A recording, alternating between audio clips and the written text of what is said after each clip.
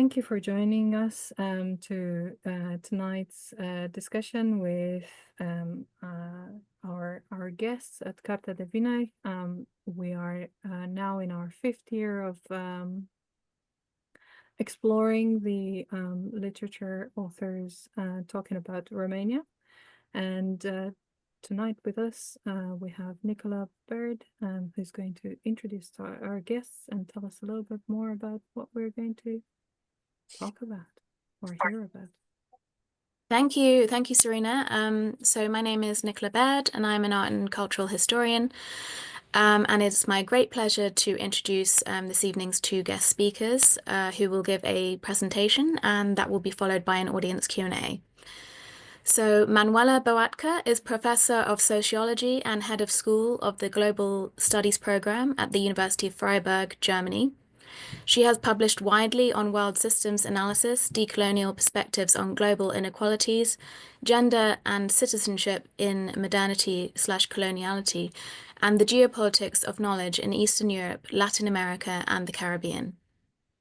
She is the author of From Neo-Evolutionism to World Systems Analysis, published in 2003, Global Inequalities Beyond Occidentalism, published in 2016, and a title in Romanian, which I'm afraid I may mispronounce, and co-author as well with Anca Pârvulescu of Creolizing the Modern, Transylvania Across Empires, which was published in 2022 and will be the subject of this evening's discussion. Anca Pârvulescu is the Lieslot Dickman Professor in Comparative Literature and Professor of English at Washington University in St. Louis. She is the author of Laughter, Notes on a Passion, published in 2010, The Traffic in Women's Work, East European Migration and the Making of Europe, published in 2014, and with Manuela, Creolizing the Modern. Parvulescu's current book project, Face and Form, Physiognomy in Literary Modernism, is forthcoming and will be published by Cambridge University Press this year. Parvulescu is also the PI for an EU-funded project on the history of comparatism. And now just to say a few words about the book we'll be discussing this evening, which I first featured in November 2023 as part of our weekly book recommendation project. Creolizing the Modern, Transylvania Across Empires provides a comparative multidisciplinary method for engaging with areas of the world, like Transylvania, that have inherited multiple, conflicting imperial and anti-imperial histories. Historical Transylvania, at the intersection of the Habsburg Empire, the Ottoman Empire, Austria-Hungary, and Russia, provides a platform for Boatcă and Parvulescu's multi-layered reading of Liviu Rebreanu's modernist novel Ion, published in 1920. Topics range from the question of the region's capitalist integration to antisemitism and the enslavement of Roma, to multilingualism, gender relations, and religion. The book has been awarded the René Wellek Prize for Best Book in Comparative Literature from the American Comparative Literature Association, the Barrington Moore Award for Best Book in Comparative and Historical Sociology from the American Sociological Association, an honorable mention from the Emanuel Wallerstein Award from the American Sociological Association, and an honorable mention from the British East European Studies Association. It has been translated into Romanian, and a German translation is also forthcoming. That's it from me for now. Over to you, Anca and Manuela. Thank you very much again for joining us this evening. Thank you so much for having us. Thank you for the invitation and the very kind introduction. We're very pleased to be talking in the context of the Carta de Vina project, which we've been following for some time. Let me start by showing us at least the covers of our books in different translations, starting with the original, Cornell University Press. So the book came out in October 2022, after we finished the manuscript in the summer of 2020 during the pandemic. And we're very happy to already have a Romanian translation that came out with the publisher University of Lucian Blaga University in Sibiu last year, in translation by Ciprian Șulea. And we're even more exciting right now because this month or the beginning of next month, the German translation is coming out with transcript in the rendition by Miruna Bakali. And as you can maybe see, if you look at the title, concepts do not translate equally.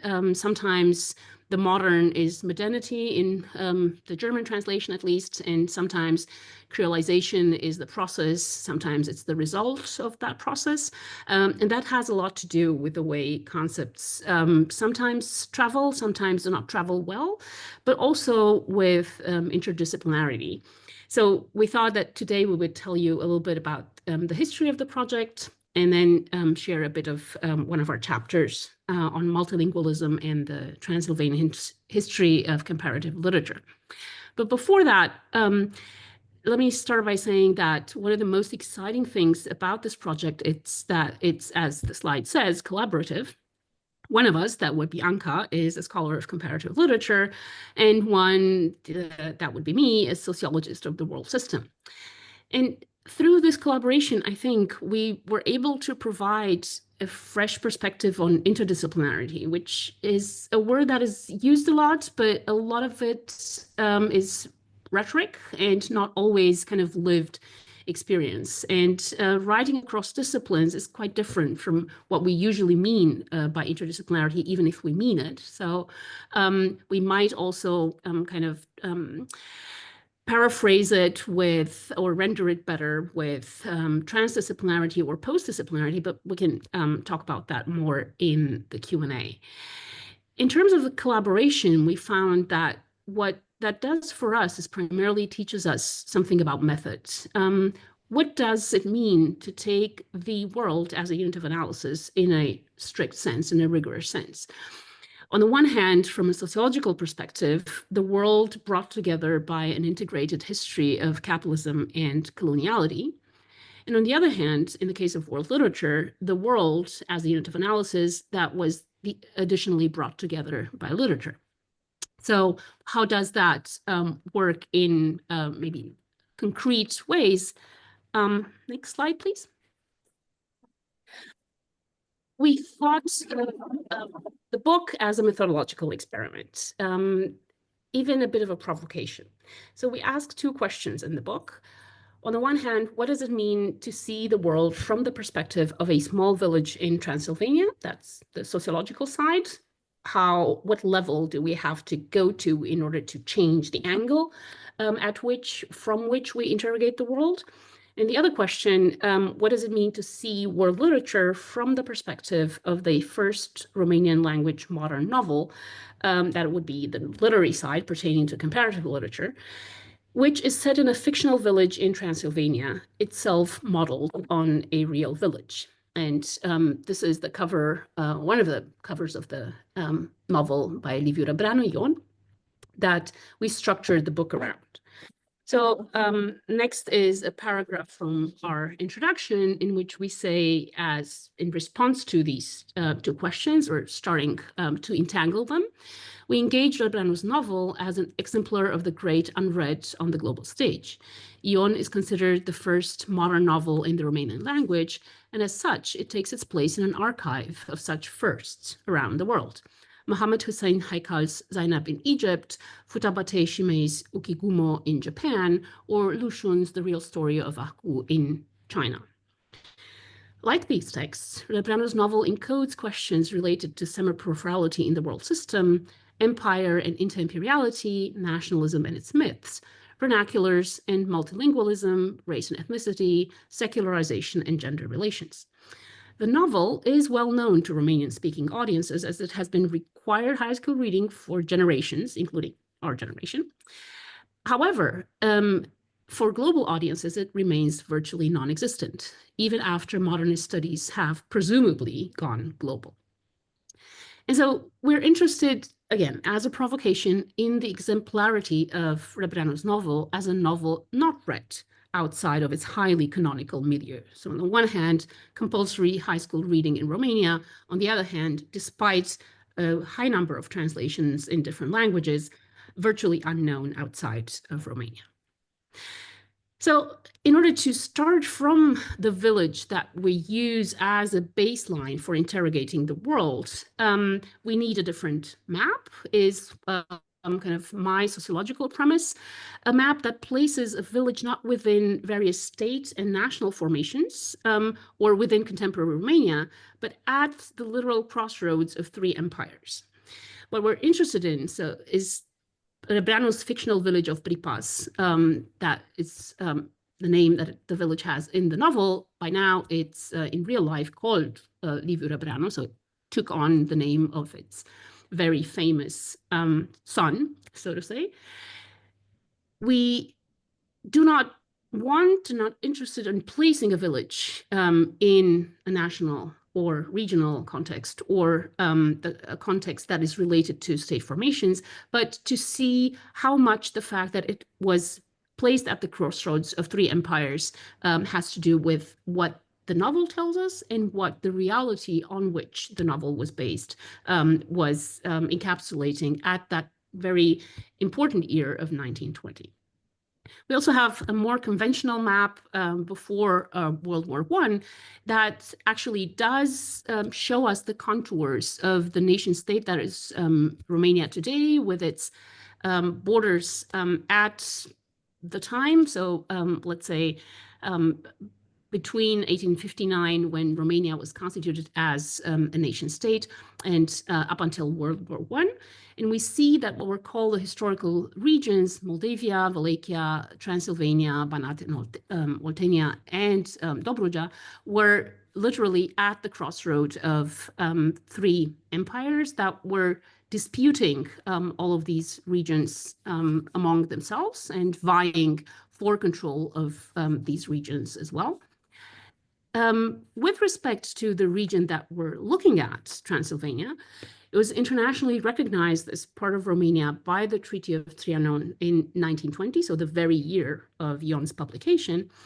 So as a literary event, the novel coincides with the 7 years during which Transylvania gained its independence from the Austro-Hungarian Empire and became part of Romania. Like other post-colonial novels, Ion engages with the history of the War of Independence, which in this case largely coincides with World War I. And so the novel offers an entry point into Transylvania as an inter-imperial case study at the crossroads of plural and conflicting imperial histories with varying temporal scales that involve the Hungarian Kingdom, the Ottoman Empire, the Habsburg Empire, the Austro-Hungarian Empire, as well as the expansionist impulses of Greater Romania that we can understand as a national project aimed at uniting Romanian-speaking people into one nation. So as a post-colonial novel, Rebreanu's Ion bears witness to Transylvanian Romanians' project for political sovereignty and the emergence of a post-colonial form of Romanian Transylvanian nationalism. We use a world systemic framework to argue that Rebreanu's Ion, which places the Transylvanian village within political, financial, and cultural global networks, is instrumental to a realization that in 1920, Transylvania was fully integrated into the capitalist world economy, even if asymmetrically so, being considered a backward region in which backwardness, however, constituted a design of post-colonial integration. So as such, our subtitle, Transylvania Across Empires, has something to do with the way we deal with the notion of interimperiality, a notion that we borrow from and draw on, develop from Laura Doyle, a literary scholar very interested in dialogues with world systems analysis and world history.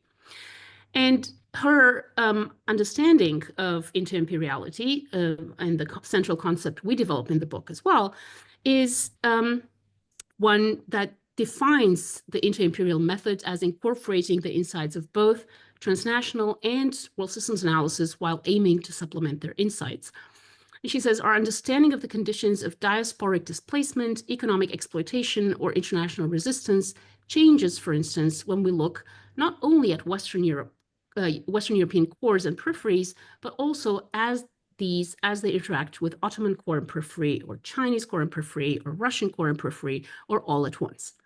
Each state's core periphery policies and instabilities shapes that of others. And together, these relations structure the larger force field within which all populations must operate, creating specific kinds of anti-imperial positionality and burdens for each community and person. Starting from that, we foreground Transylvania's unique historical position then at the intersection of a number of empires in order to see it as an example of a multi-ethnic, multilingual, and multi-confessional region of the world as a condition that stems from its exemplary positioning across empires. And so with that, we want to contribute to an ongoing debate about inter-imperiality. As we started this project, it was actually in response to an invitation by Laura Doyle, because we wrote what is now chapter 3 on Roma enslavement as a contribution to a special issue of Literary Compass that was edited by Doyle. So in this form of interrogating the novel, we are both dwelling on the concept of inter-imperiality and returning to Rebreanu's novel in each chapter, and Anca will take it from here. Thank you, Manuela, and thank you for this invitation. It's a true honor to be here. So this is our table of contents. And we thought we would give you just a very brief peek at our chapter 4. This is the chapter that's most immediately relevant to literary studies, which is my field. And in this chapter, we explain the importance of interimperiality as such through the politics of multilingualism.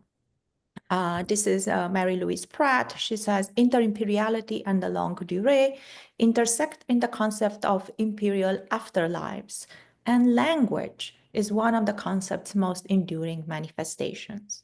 Right? So in our book, interimperiality translates, among other things, into a complex politics of language, multilingualism in particular, and a linguistic division of labor. So in this chapter, what we do is we juxtapose Rebreanu's novel to what is considered the first journal of comparative literature, Acta Comparationis Literarum Universarum, which was published in Transylvania in 1877. Right, and I'm excited about sharing some thoughts on this project, on this chapter in particular, because Manuela and I are working on a follow-up project on this journal with some colleagues at University of Cluj. This is the editor of the journal, Hugo Melzel, fascinating and deeply erudite polyglot himself, and an early theorist of comparative literature as a method. This is the main text Melzel is known for. It's an essay he wrote as a program for the journal, a manifesto for what he took in 1877 to be what he imagined as a discipline of the future. This would be comparative literature. The essay is titled The Present Tasks of Comparative Literature. It's reproduced in a number of anthologies. In it, Melzel proposed the twin principles of multilingualism as translation and translation as anchors for the discipline. So the journal was published in Transylvania, at the time part of the Hungarian side of the Austro-Hungarian Empire. And just to kind of continue our series of maps, this is another map of the region, which shows the ethnic groups in the Austro-Hungarian Empire in 1910. The census defined ethnicity through so-called mother tongue, which of course is deeply problematic because virtually everyone in this region was multilingual, and there was a high rate of intermarriage. So to remind you what languages we are talking about when we speak about multilingualism in Transylvania at this time, we're speaking about Romanian, Hungarian, German, Romani, Yiddish, and Armenian. And our argument is that all these languages make their way and infuse in important ways what is a Romanian language novel written by Rebreanu.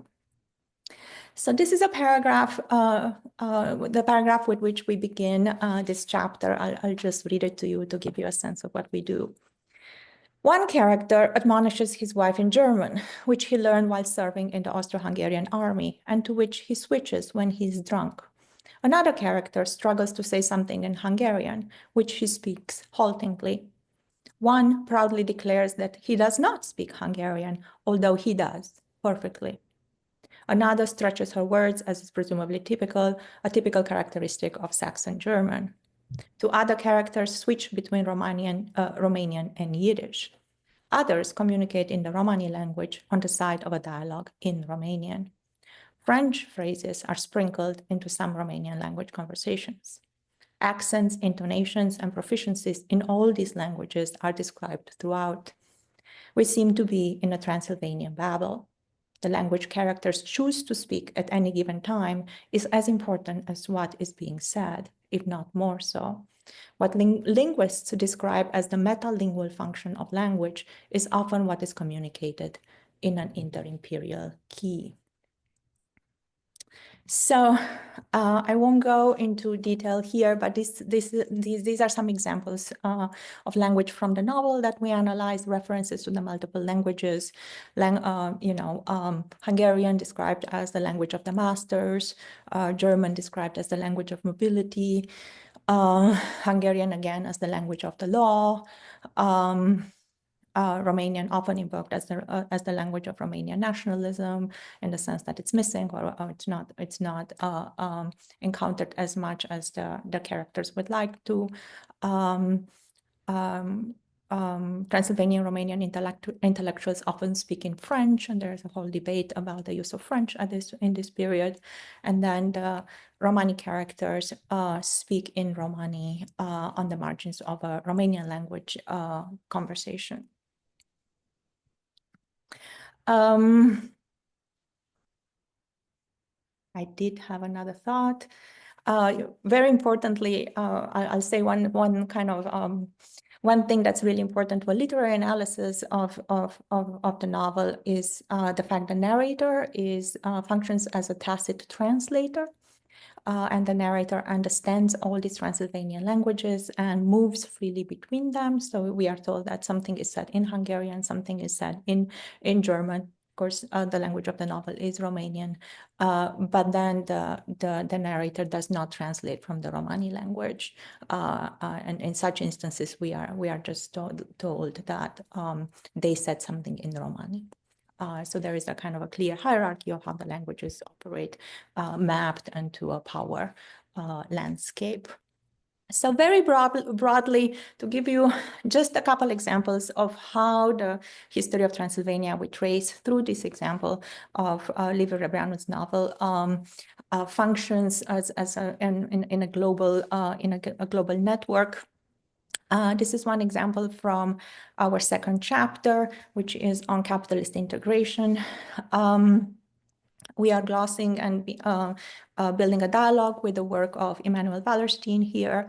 We argue that the global entanglements of East Europe, including Transylvania, go back to the emergence of the modern world system, which rested on the rise to power of West European imperial entities through two concomitant processes. One is the conquest of the Americas and the gradual transformation, and the other one is the gradual transformation of East European feudal economies.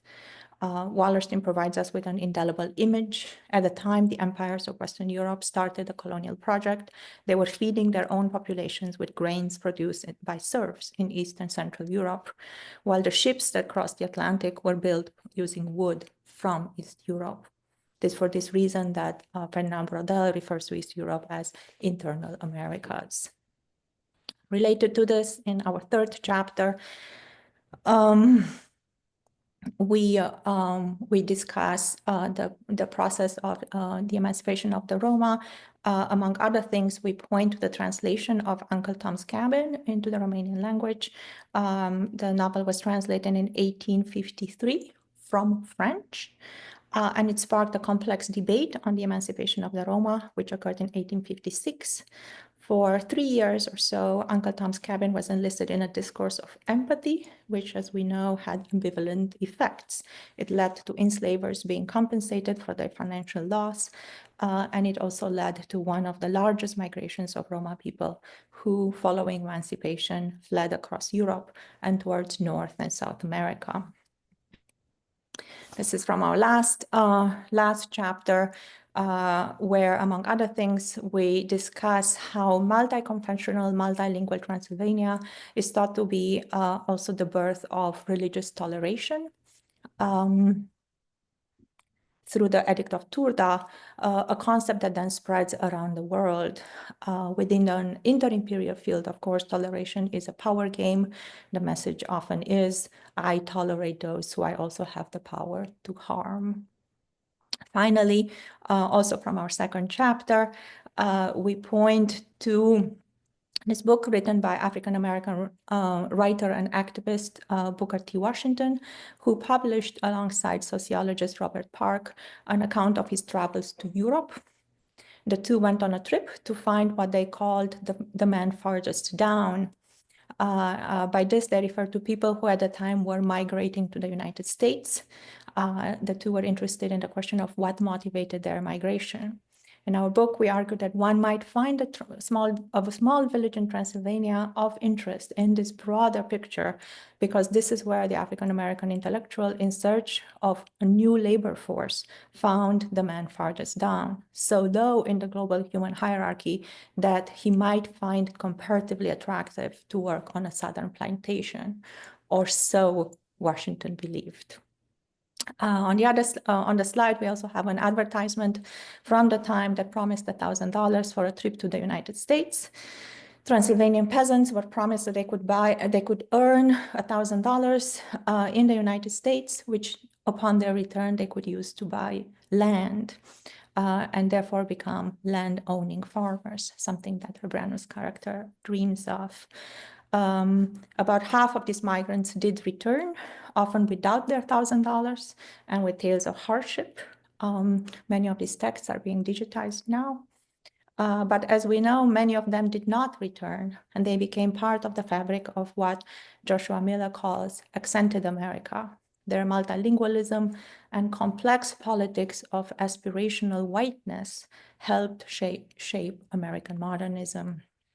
So these are just a few arcs of relation between a small village in Transylvania and the broader world, in this case, especially the Americas. So we'll leave you with the concept in our title, and I'll just read to you one final paragraph from the book on creolization.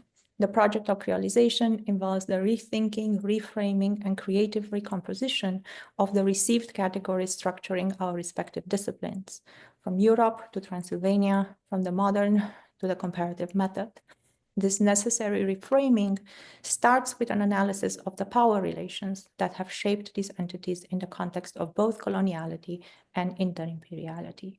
As articulated by a growing critical literature, this deployment of the concept of creolization contests the prevailing notion of a geographically, culturally, religiously, and racially coherent entity, that is Europe. In the particular form employed here, the project involves the creolization of one of Europe's subaltern formations, Transylvania, by replacing any of the ethnic lenses that claim the region for a national project with the framework of a multi-ethnic and multilingual entity across empires. So I'll stop there, and we of course welcome questions. It was absolutely amazing. Thank you very much, both. It's such a deep subject, or series of subjects that you're essentially touching upon. I myself am wondering very simply, how did the research come about? How did a literary scholar and a sociologist come to work, or rather to experiment together on this book? Do you? Okay.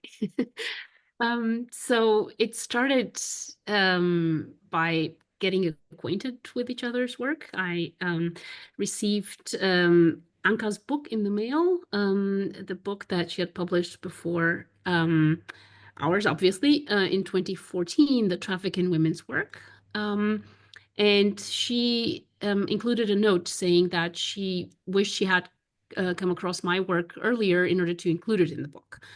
And I thought, oh, traffic in women, an interesting time. Oh, the traffic in women's work. Oh, this is interesting. And the subtitle was Eastern European Women Go to Market. So that was, had a lot to do with everything I thought I was doing about kind of the concept of multiple and unequal Europes and how inequality is embedded in the European project.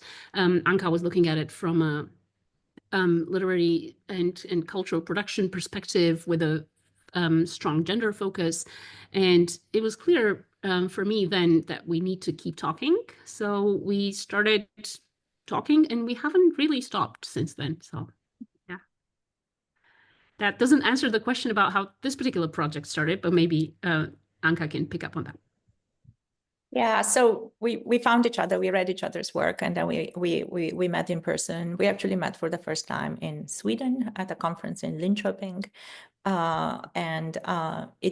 It was there as our dialogue developed that we started thinking about this one chapter that Manuela mentioned, which became the chapter in our book on the enslavement of the Roma people.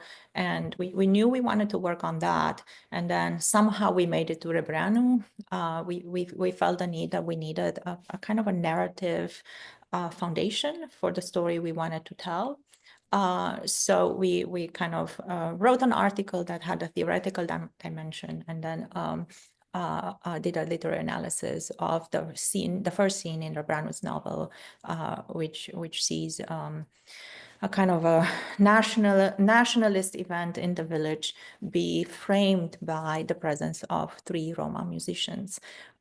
So once we discovered the structure, we thought of other chapters, and eventually we ended up with a book that in which all chapters do this kind of have this dynamic of, like, on the one hand, kind of theory, which we realized that our theoretical conversations in our 2 disciplines were running in parallel. So we did our best to bring them together, right? World literature, world systems analysis. And then we both kind of contributed to a kind of narrative version of this theoretical argument, which we filtered through Rebreanu's novel.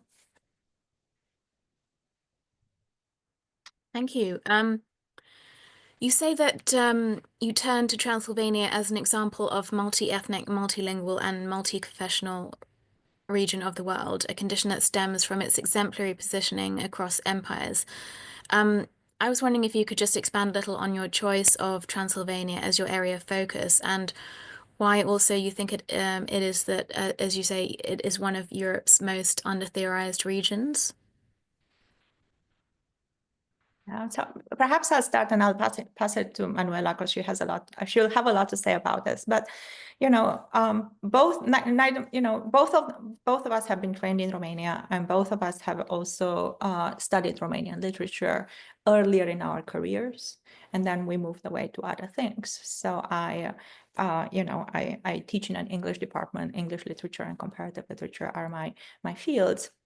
And Manuela has done a lot of work on Latin America and on the Caribbean. But as we started, as in our previous work, but then especially as we started talking, we realized that many of the things we were seeing in these other parts of the world, especially the Caribbean, right? Hence the concept of creolization, have a very particular presence and have their own life in the region of the world that we come from, and that's a complex geography itself. So one of the nodes in the region of the world we come from is Transylvania. So we started thinking about the history of Transylvania in dialogue with some of the other work we were doing on other parts of the world. Yeah, I think I'll add to that the fact that we were, I would say, productively bothered by the way the novel was read and acclaimed as the first modern Romanian novel. And we came to that question from different but complementary angles. Anca was interested in literary modernism. I was interested in the notion of modernity that is central to sociology. And so we wanted to ask, how is it that this is the first modern novel? What is it that makes it modern? A lot of the narratives about the modern nation state are just that a region finally successfully freed itself of empire because it was luckily incorporated into a nation state. And we didn't want to tell that story because we thought part of why the novel is celebrated as the first modern Romanian novel is that it's a novel about nationalism and kind of national struggle, and Romanians versus Hungarians primarily, while leaving aside most other ethnic conflicts happening in the region. And for us, what made Transylvania modern was precisely the way it was modern, complex, multi-ethnic, multi-confessional, multilingual before it became part of a nation state that claimed it successfully, because it had been claimed by others before, just not successfully or not long-term. And that modernity has tended to fall by the wayside because it was considered obsolete at some point to have been part of an empire with different languages. The modern thing was to be monolingual. The modern thing was to have a national language and a national culture. But then the West especially discovered multiculturalism as a new thing. And one of the things that we're saying in the novel, not yet, we haven't written a novel yet, but maybe in the book, is that this is precisely what makes such a region modern, that it was multilingual and multiconfessional in a way that preceded multiculturalism. And it wasn't the same kind of multiculturalism. It was multicultural avant la lettre, but at the same time, it was creolized. That what's made it modern, not the fact that it was on its path to becoming a nation state. Maybe that was too long, sorry. I would not apologize, definitely not apologize. There's a question from Raluca. I wonder if it's to do with some things that you were saying earlier. She's saying, are you focusing on a certain Romanian novel for the subject of the Roma slavery, just like you did with Ion by Rebreanu? I'm not sure. Anca, should I? Please. So yes, that's the plan, but we're not sure that there's a perfect equivalent. So in that sense, we're not, I mean, we're working on a new project that has Roma slavery in its center now. I don't think that's the starting point of your question. Maybe you're asking about what is already published. So for there, no, we're just looking at Rebreanu's book because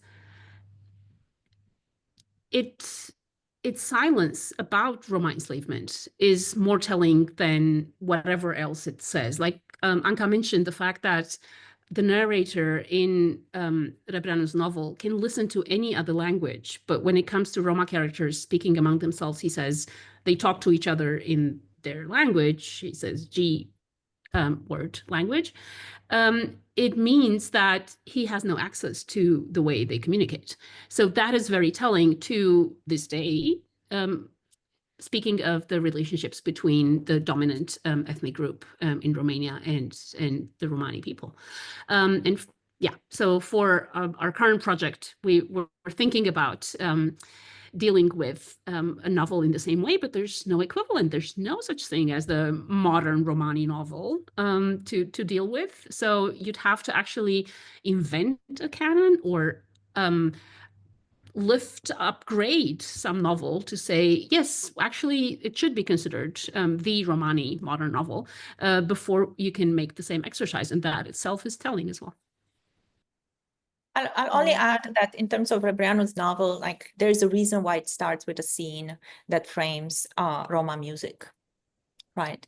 In other words, our argument, one of our arguments is that Romani aesthetic production is being enlisted in the production of the first Romanian modern novel, and that there is a process there of sublimation, whereby what is the kind of aesthetic impetus for the novel is not being recognized as such by the time the novel is finished, and certainly not in Romanian language criticism. But our argument is that these languages all infuse the novel, and we end up with a multilingual novel in a really complex way. But also that the aesthetics of the novel are intermedial in a strong sense, and among other things, they include Roma music, right? So perhaps for the next project, we can think about a number of texts in the Romani language. That would be the impetus, right? But at the same time, perhaps we expand what we mean by literature, right? Such that we're not working with what is a fairly Eurocentric, fairly Western concept of the written word, and open the aesthetic to a range of forms of expression that are more likely to do justice to the aesthetic lives of a number of minorities of the region, but especially the Roma. Thank you. It reminds me of a quote that said that it's not so much about what one puts in, but about what one leaves out. And I think you very much pointed that out. As a region, you mentioned the fact that it was multicultural, multi-ethnic, and included groups such as Romanians, Hungarians, Germans, Armenians, Jews. I think you also think of Greeks, Roma, Polish, Slovakian, and Czech, if we're covering as many of them as possible. How did you actually address and overcome the language of barrier? Do you both speak languages? Do you have input from the various groups, or in this case, the Roma group? So I can say a couple of sentences. So especially like between the two of us, we have a few languages, right? I tell my students all the time about how Manuela has 7 languages. We also enlisted a number of collaborators, and this is very important to us. In its initial stages, our project thrived on the infrastructure of 2 summer schools that we attended 2 years in a row at Telciu, where we engaged in conversation with a number of colleagues. And out of those conversations, we ended up with 2 main collaborators who helped us with research for our project. One of them is Agota Abran, and the other one is Bogdan Batavu. So they served as very important collaborators for us in that early phase. More recently, we've started a collaborative project with Adrian Nicolae Furtuna, with whom we recently published an article on the archive of the Roma enslavement. So they're like, these collaborations have multiple temporalities and kind of they're multi-directional in complex way, but complex ways. We also have the current collaboration at Cluj that is also about, kind of multilingualism and comparison and so on and so forth. But collaboration as such is deeply important to us.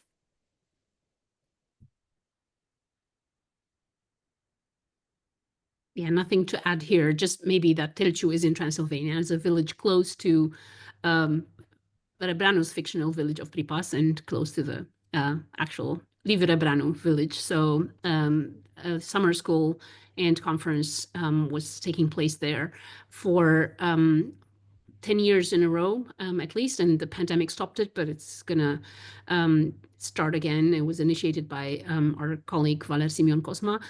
And the impetus for that, both for the conference and the summer school, was very similar to the one that prompted us to write the book. And it was to not have an academic conference just in an academic university urban center, especially if you want to deal with the village and rurality, but to actually speak about rurality in the place in which it happens, not take it to kind of an academic lecture. So that's what happened. There was a conference and summer school every year that was very successful and very international. There were people, but especially the village community was extremely happy to be part of conversations that otherwise take place in very secluded ivory tower kinds of spaces. Thank you. Originally coined, as you say in the book, to describe the processes of racial, cultural, and linguistic mixing in the Caribbean, I wonder if you could expand on your choice and use of the term creolization in the context of a multi-ethnic and multilingual framework for examining Transylvania. And also a related question, I'm interested in the concept of creolization, not only in terms of subject, but also in terms of theory. you in your book, you retrieve subaltern histories and experiences and reinscribe them into literary and social theory. Another quote from the book there. Yeah, thank you. That's a central question that we want to address with our audiences. So thank you for asking it. It sounds like it's paradoxical, right? To import, and that's a lot of the times the kind of direction into which this is taken, to say, well, creolization is a concept from somewhere else. Why do you apply it to Transylvania? And the impetus for that for us is basically a way of learning from the global south and not seeing other regions of the world, especially in the global south, as data mining regions from which we extract nice examples and empirical data, but ones that have and are producing theory that might illuminate the context that we have been writing about for a long time without listening to other voices. And so creolization as a concept coined in the Caribbean in the context of plantation slavery and racialization and enslavement and the production of staples for the world to finally become modernized and industrialized is for us a kind of blueprint to use in order to understand what is happening in Europe. If we understand Europe or the West as self-made and self-propelled to modernity, industrialization, and development, this is precisely what we're leaving out. We're leaving out the history of colonization, the history of enslavement, the history of extraction, of genocide. And our idea of creolizing the modern is using this concept of creolization from the Caribbean to understand the ways in which Europe has always also been more than just white, Christian, and kind of homogeneous. It became predominantly white, predominantly ethnically homogeneous through waves of displacement and pogroms and migration to the colonies and settler colonialism, as well as wars.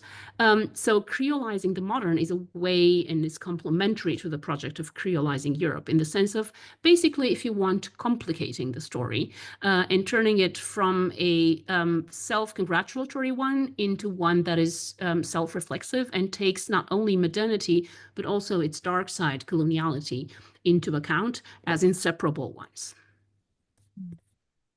I will just add that, creolization kind of started as a linguistic concept, right? Trying to describe Creole languages and their formation. And there is a kind of philological argument for the conversation between the Caribbean and Eastern Europe, particularly this region. The work of early comparatist and linguist folklorist Lazar Șoineanu is really important here. What Șoineanu did is offer a theory of creolization. He referred to it as the creative mixing of languages as it pertained to the Yiddish language. Again, a form of creative adaptation of, in this case, of the German language through a process of migration, right? And Șoineanu was in dialogue with a number of linguists who at this time were developing the concept of creolization vis-a-vis what we now call Creole languages in the Caribbean. So there was a kind of a convergence of thinking about the mixing of languages as they pertain, on the one hand, to Yiddish and the Romani language in our region of the world, and then in the Caribbean in particular.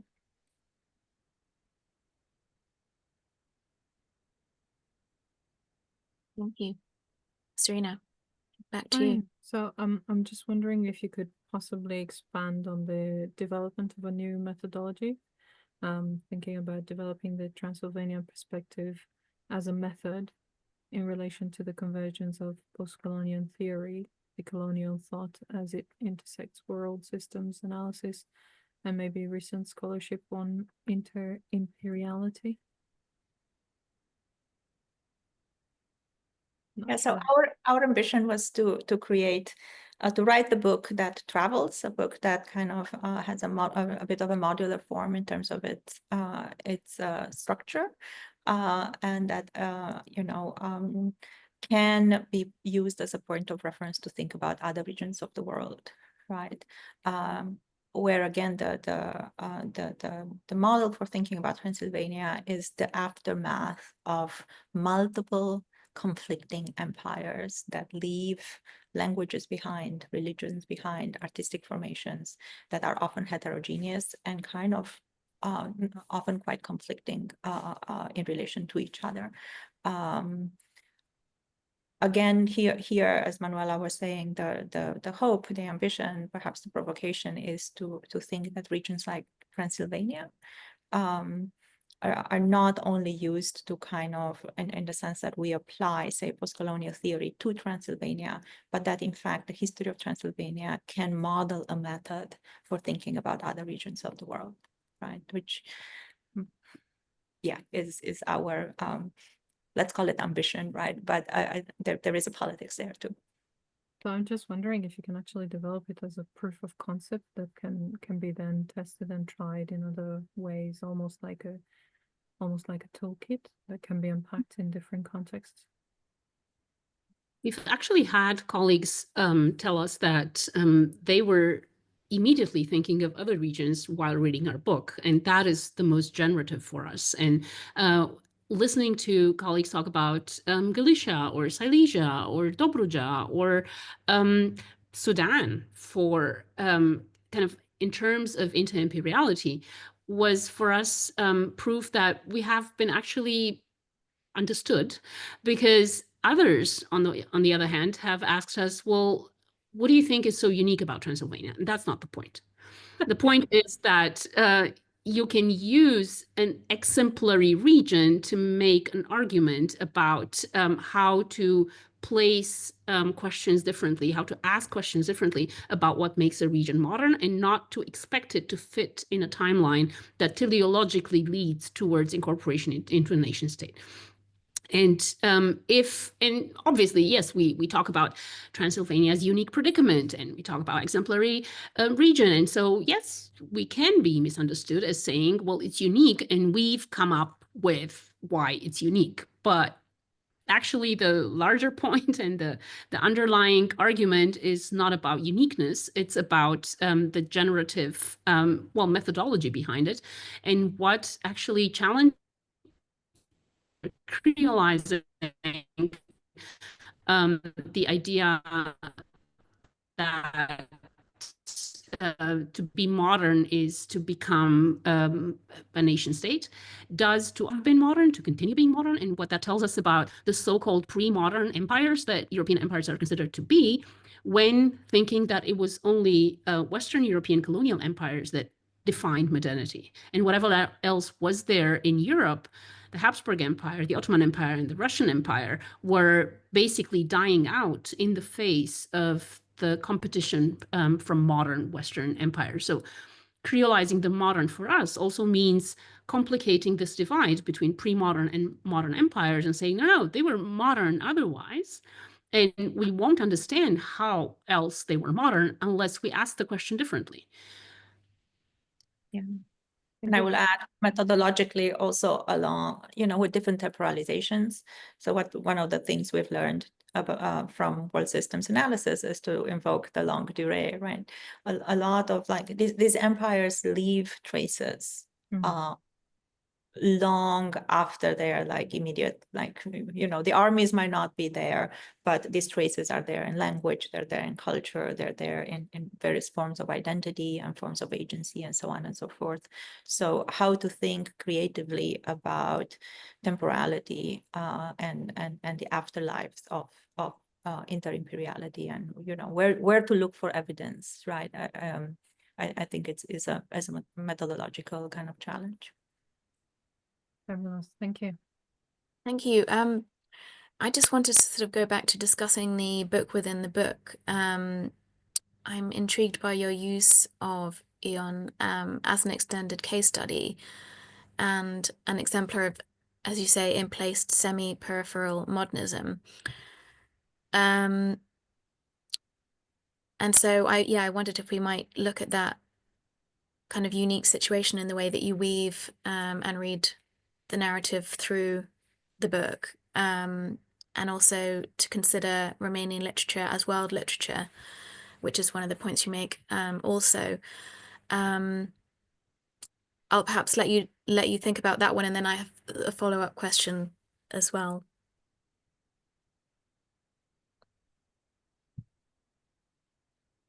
Manuela, do you want to go?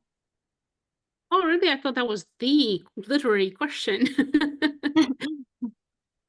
Well, yes, actually, we can discuss the way the modernity that is encompassed in a novel is being instrumentalized to make nationalist points just as much as it's instrumentalized to make literary points. And that was our trigger for dealing with the novel, because one of the things that happens when you have such a canonical text is that it tends to be unquestioned. Everybody has an opinion about it because they've all had, well, in Romania, because they've all had to read it. Whether or not they remember exactly what it was that they read, everyone were an impression about having read it and having had to read it stays with people. And then it's interesting to see how they would engage with us in arguments while we were writing a book about the book, trying to give us their interpretation, and afterwards as well. So one of Anca's points while we were doing this was to say, well, I hope once we publish it, the novel will be read in conjunction with our book as kind of a guiding text. And a few people have actually done that, but not so much. I mean, in Romania, yes, it's people who have reviewed the book, obviously, but we've had quite a few international colleagues who said, well, there's something very similar happening in Poland with a novel about peasants that should be read in conjunction. So I now kind of took out the translation, the Polish translation of Jon, and read it with your book. And our maybe highlights of our book presentations was Maria Todorova, the Bulgarian historian, commenting on our book at the panel where we presented it at the Association for Slavic and Eastern European Studies in Chicago, and starting her comment by saying, well, I've read your book and I've made several comments, and I also read the English translation of Jon, and I was very impressed with some of the quotes that you used, but you left out this one quote. Let me read it out to you. And so we were kind of frozen there, listening to our big model, Maria Todorova, reading out Rebreanu to us in Chicago. So we thought, okay, it worked. It is a method, and it does get people thinking. Yeah. Going back to the theme we've mentioned of like kind of creolization, reframing. Our goal was to rethink and reframe the history of Transylvania as we encountered it in our own education, and rewrite it in a global framework, right? So how to do that is like methodologically an interesting and challenging question. But one answer is to rewrite a story we all know about Transylvania, right? And because of the canonicity of this novel, one story we know about Transylvania is that of peasant struggle over land, right, and subsequent land reform, and so on and so forth. The novel offered the platform to basically tell the broader story, right, which again has to do with rethinking the inter-imperial history of Transylvania and all the politics attached to that, right, through this smaller scale of a text that we and many of our readers in Romania are deeply familiar with, right? Now, those readers will not recognize the novel in our book, right? And that's a compliment, right? The novel will feel alien, will feel defamiliarized, and so on and so forth, and that was the purpose. Well, my follow-up question was very much dealing with that deep familiarity, and that you mentioned having both studied it at school. I wonder if we if you might be able to sort of unpack or elaborate on the histories of your relations with and experiences of encountering and reading the novel, you know, starting back when and, you know, up to the now. Our own experience? Yeah, just, you know, unpacking what Anca just mentioned about that deep familiarity that you both, along with many other people, have with this novel, and just wanting to sort of unpick your personal sort of histories and relations, experiences, etc. with this book. Well, I can certainly say that I was one of the readers that had not questioned it while I had to read it for high school. My parents were teachers of Romanian literature, and they were kind of on board with this interpretation of it being the first Romanian modern novel. And going back to it because Anca and I decided to write about it is, of course, immediately linked to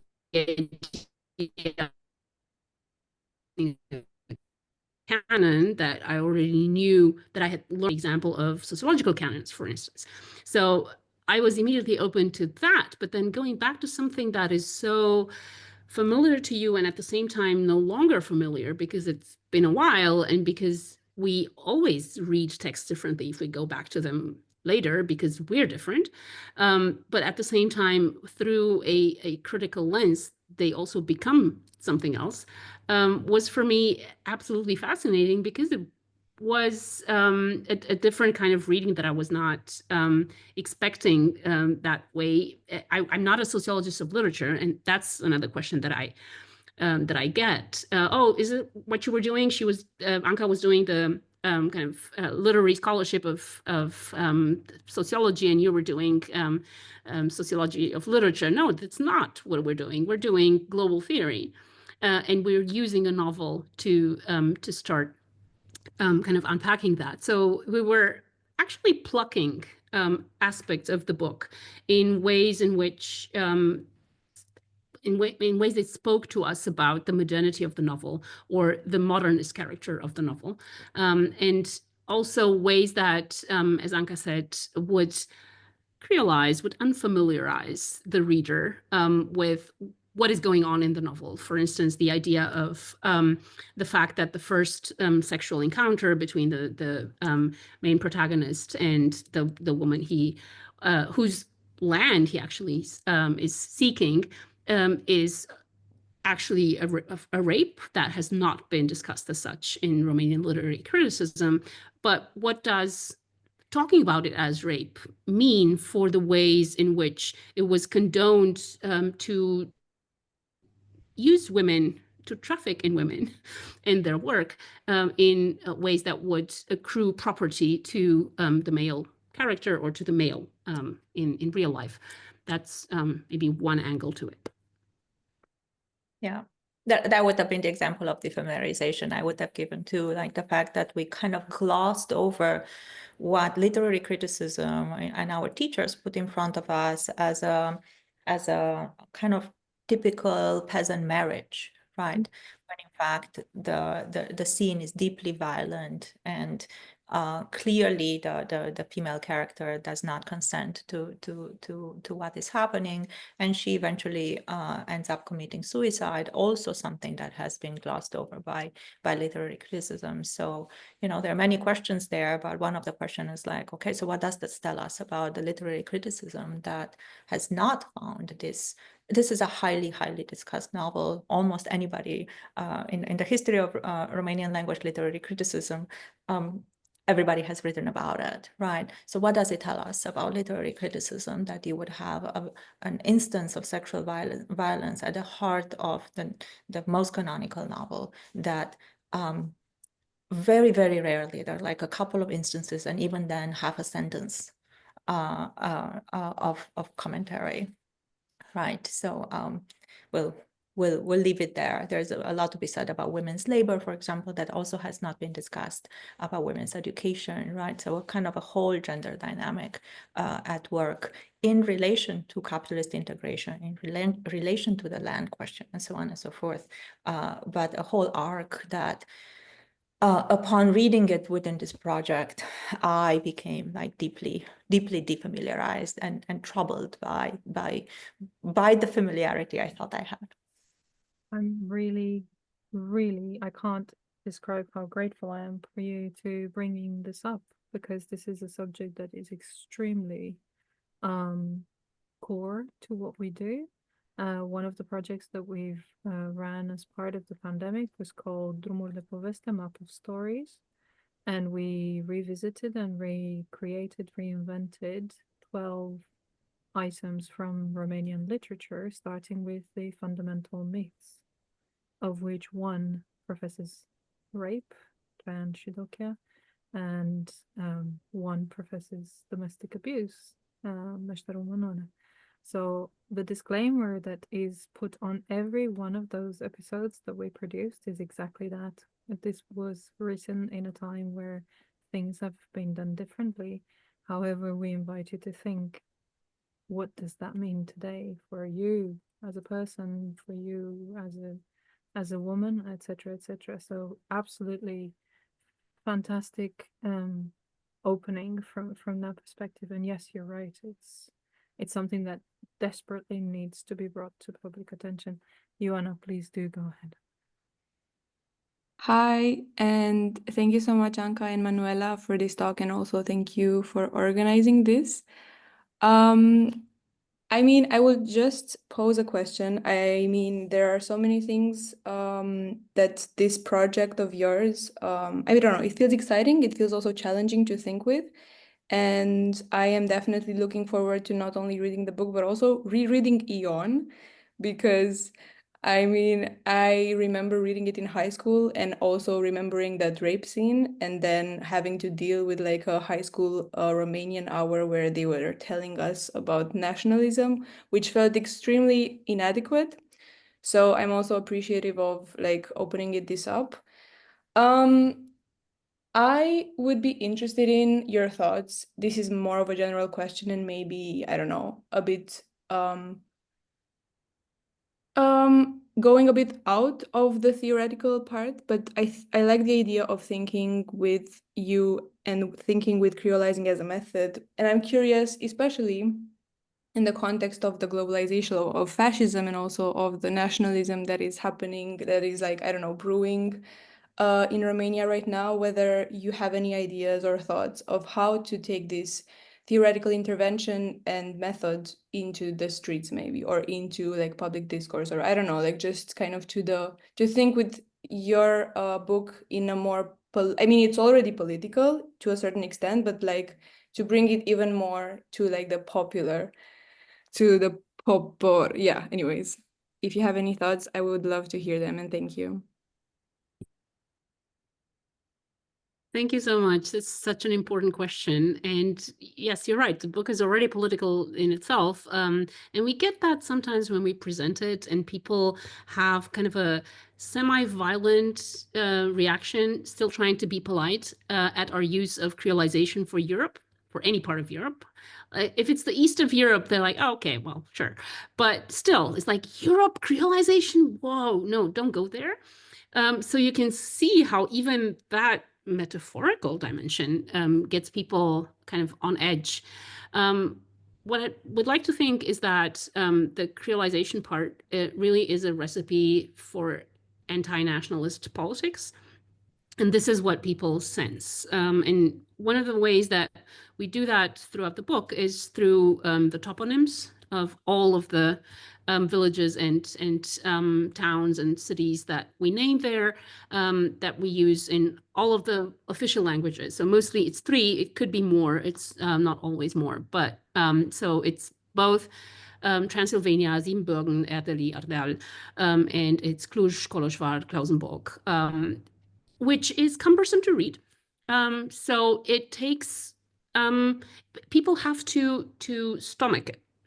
And it may be not the most political thing to do, but as we know, in Romania, the very idea of having kind of town names advertised or kind of announced in 2 languages or more is political to this day, and especially in Transylvania. And so making that the norm is one of the ways in which we think creolization works. And understanding that that could be the norm and that it started out as one, and it has been increasingly hijacked by nationalist politics, is a way of resisting current tendencies and, of course, current sovereignist tendencies, and showing how actually it could have gone any other way than to have the Romanian nation state that we have today, and what that would have meant, kind of, yeah, sensitizing people for the alternatives, and for a political goal that is not the success of one national project, but actually mostly equal or egalitarian kind of conviviality. So my political dream for this project was that somehow the book will, in the Romanian edition, will end up being read by high school teachers, such that it would kind of infiltrate the pedagogy of Romanian language teaching at a high school level. Whether that's going to happen or not is an open question, but we did launch the Romanian translation this past May in Sibiu during a student conference. These were college students who read our book and gave papers at the conference on it. It was extremely moving to see what they made of it. Many of those conference papers were in the meantime published in Revista Transylvania as articles. One student, for example, kind of proposed a new chapter that we should have included in our book. So this is not quite the streets, but it's closer to the streets than, the English language edition of our book, which kind of, the conversations around that have felt a bit more abstract and a bit more theoretical. The conversations we had in Sibiu with the students felt like, we were discussing real, immediate, urgent questions.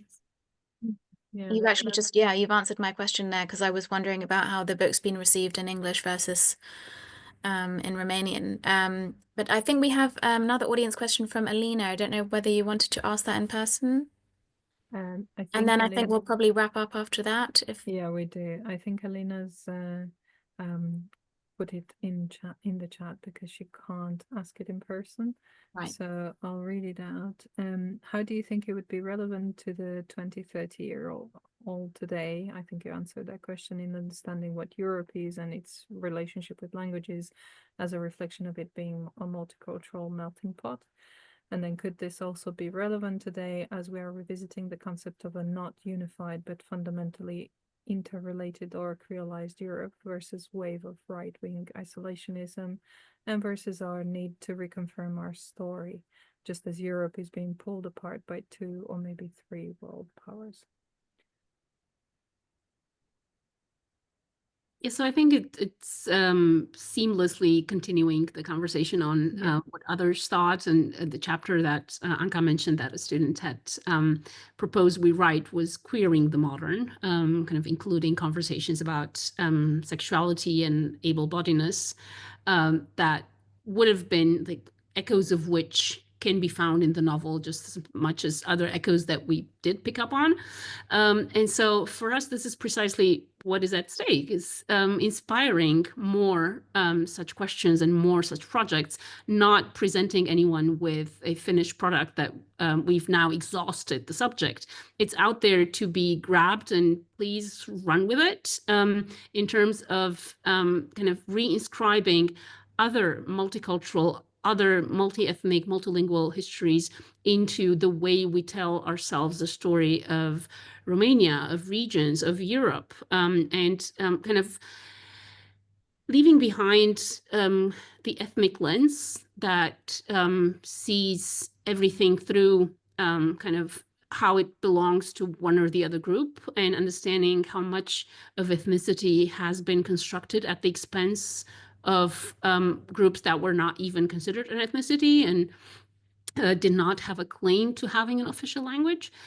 So all of that becomes, unfortunately, deeply urgent today, because it has come back with a vengeance, while we thought that this is actually something, a lesson that we've learned. And as we've seen, it's not. It's still very much a danger that is upon us. So using whatever, especially familiar tools, like thinking, we know what this novel is about. We know what the struggle for land of peasants in Transylvania was about, is a way of using familiar tools to defamiliarize people with actual political goals, and to think through something else than nationalist politics, than isolationism. So yes, the way this question is asked tells me that we've been well understood. This would be exactly our hope, the way you put it, to revisit the concept of a not unified, but fundamentally interrelated or creolized Europe. I might just add that, it feels a little bit odd to talk about this project right now, because the kind of the critique of Europe is large and, happening a lot on the right. But I think the project is even more urgent in the sense that, if Europe is to survive the upheavals that we're looking at now, we need a concept of Europe that is attentive to these complex histories, a concept of Europe that speaks to a range of populations in Europe and outside of Europe, right? And as such, like a creolized concept of Europe might, in fact, be a kind of, an answer to kind of debates that we're seeing across the political spectrum about the feasibility of the European project. If the European project can survive as long as we're honest with what histories Europe inherits, and what we can move forward only with revised versions of Europe, rather than with some idea or some ideal that has never worked. I think you've just received an invitation for a magazine article, so I'm more than happy to connect you with Elena and Patrick offline for that if you want to pursue it. But just conscious of your time, and really grateful for how much you were willing to spend with us tonight. A question that we're asking every single person that we've invited to Carta de Viner, and I'm hoping that you're prepared and you're not just gonna come up with Liviu Rebreanu. What is your book recommendation? So just a reminder, we generally try to focus on books by either Romanian authors or with an interest about Romania. So what would you recommend to our readers, to our audience? Yeah, just put you on the spot. I have one. Go ahead. It's a bit of a cheat, but do read Manuela's Laboratoarele Modernității. Well played. I already mentioned yours because that's how we met, your Traffic in Women's Work. So I will not let that one count. So I'll take a joker and recommend Marius Turda's În căutarea Românului Perfect, In Search of the Perfect Romanian, which is a very recent book and a critique of eugenics as also embedded in and a basis for politics of Romanianness in time. Thank you very much.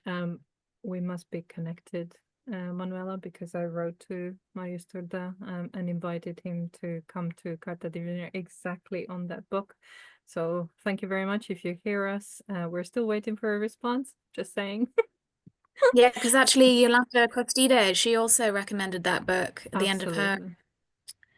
her interview with us. So yeah, absolutely. So thank you very much for all your hard work and all your information that you were willing to share with us. Thank you for the questions that you've asked.